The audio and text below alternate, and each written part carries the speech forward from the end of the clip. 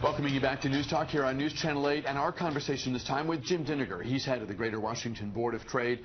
We'll go to the phones momentarily to talk with you about Metro, which we've been discussing so far, some other issues we'll talk about as well. If you'd like to join the Q&A, we would love to have your thoughts, your opinions. So take this opportunity, 703-387-1020. That's our number. And as always, we will go to the phones as your questions and comments come in. Do you have a sense of what the near-term future holds for Metro in terms of their leadership search? How long till they get a permanent GM? Well, I think we're probably looking at November, December until somebody's actually in the seat. I do understand that there may be some interim assistance where they've got some guidance to the board and some assistance to the board. They're putting out an RFP now. It's on the street to get some help as it relates to some consulting. Give us a governance strategic plan, also maybe even some operational look at the place. And so that's all to the good. The board is more involved than they should be or they want to be. They all have day jobs, and so they'd like to get a capable team in place. Jack Requa is doing a very nice job as interim in really difficult circumstances, but you want to have confidence in your team and get them going. We're learning more about the visit of Pope Francis. It's now less than 2 weeks away. He'll be in the district, he'll be in New York, he'll be in Philadelphia. He's going to Cuba as well. Federal workers are being told, stay home if there's any way for you to do that. Telework, leave, whatever it is. There's clearly a push on to keep the roads and Metro as free of the regular commuting pattern as possible, because so many people will be trying to attend the events and the security is going to be intense. What are you hearing? What are your partner organizations within the board hearing? Well, we held a very special briefing yesterday along with the Secret Service. The mayor participated, the chief of police had team people there. We had the head of Metro, we had the head of VRE and MARC representatives there just to talk about how big a deal this is. And so here's what the Secret Service shared. 70% of the U.S. Catholics live on the East Coast. 30 million Catholics live within a drive of Washington, D.C. I personally think the crowds will be bigger than are being reported. They've now added on a 200,000 person parade, which is kind of scratching the surface, even though it's just around the White House grounds and the ellipse. But the information that's out there, people really need to find out what roads are closing. The part of Massachusetts Avenue, is it going to close down part of North Capitol Street as he goes up to the Basilica? What's the situation at Union Station when he's at the Capitol with 50,000 people for the Capitol, 100,000 people on the advocates for the environment? This is going to be all during rush hour in the morning, rush hour at night. 2 games versus the Orioles at Nat Stadium. Wow. Ed Sheeran selling out the Verizon Center those nights. This is going to be not pandemonium. This is going to be big crowds, a lot of crowd management, a lot of security. Most of these are set off by metal detectors.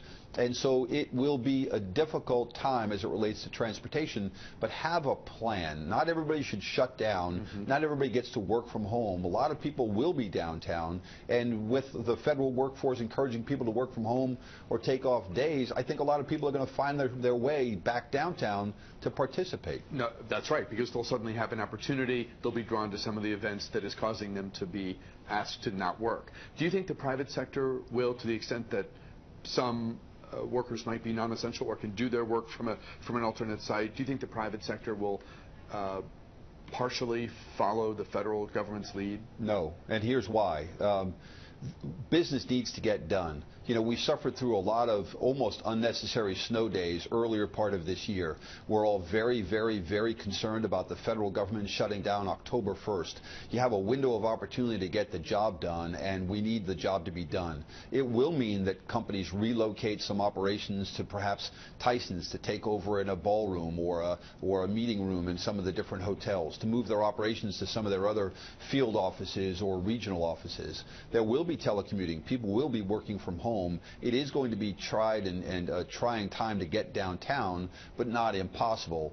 People will be walking. They'll take the Metro and walk from there. People are going to be encouraged to keep their businesses open, not for some sort of whitewash, but instead, business needs to get done, and you can't really shut down 2 or 3 days. And the good thing about this is it's September. It's some of the best weather. Hopefully it'll stay dry. Theoretically, some of the best weather we'll have all year. September being a great month month in this area. I've already decided I'm biking every day that this plan is in place. Well, let me quickly add, this is a remarkably exciting time. You have one of the most popular figures in the world coming to Washington, his first visit to the United States. It'll put a spotlight that we will enjoy for years to come, and everybody will know what's going on in Washington. That's a great thing. When we had huge crowds in town and on Metro, January 20th or 21st, 2009, when Barack Obama was sworn in the first time, I think there were few, if any, arrests. It was a remarkably smooth day. If you didn't have one of those purple tickets, if you weren't in the purple ticket tunnel of doom. Do you think this could rival that? Oh, I hope and expect that it's very calm. Who wants to explain in jail that I was arrested during demonstration at the Pope? In terms of the size, just the scale. Oh, I'm not sure that it rivals the first inauguration, but it is significantly bigger than the numbers that are being estimated now. If it's 50,000, I'd add a zero. Interesting. To the phones. Hi, Ronnie. Thanks for watching. Thanks for calling in. Line 1, you're on the air. Go ahead. Yes, I was just thinking, I was talking, why don't Metro we have retired military engineers with expertise, 30, 25 years, even 10 to 15 years that, they move bridges, they build tracks, and, doing comeback. Why don't Metro consider getting some of our experts that, we build space shuttles and ships instead of messing around, even civilian within the structure, someone who has the expertise, because it's just a waste of funds.